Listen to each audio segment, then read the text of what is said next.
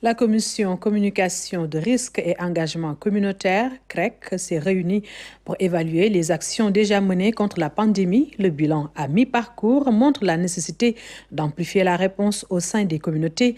L'approche socio-anthropologique a particulièrement été mise en exergue au cours de cette rencontre pilotée par le SNEPS Oumar Diaw. La commission communication de risque et engagement communautaire du CNGE est présidée par le SNEPS, le Service national de l'éducation et de l'information pour la santé, qui a fait salle comble pour un bilan à mi-parcours des actions menées.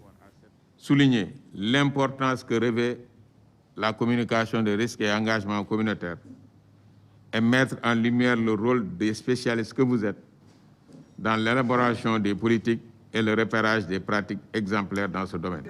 Un plan stratégique multisectoriel a été élaboré dès le début par la CREC.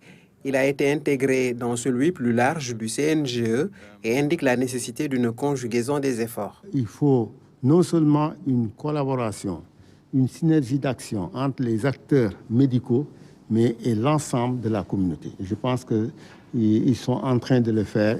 La cellule santé communautaire du ministère apprécie l'implication des socio-anthropologues qui proposent des réponses co-construites avec les communautés. C'est une approche, à mon avis, très intéressante qui permet de comprendre les perceptions des populations.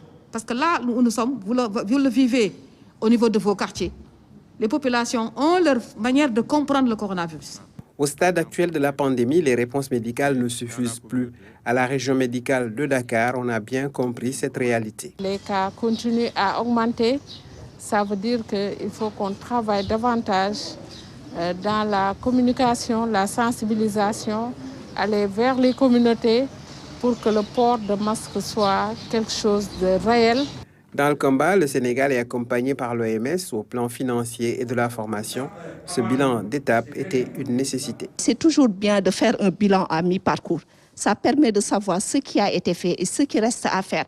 Savoir ce qui reste à faire permet aux partenaires de savoir ce qui reste à financer. Un bilan à mi-parcours qui a permis de révéler les actions porteuses de changement, des actions à amplifier cependant compte tenu du profil épidémiologique encore ascendant de la pandémie.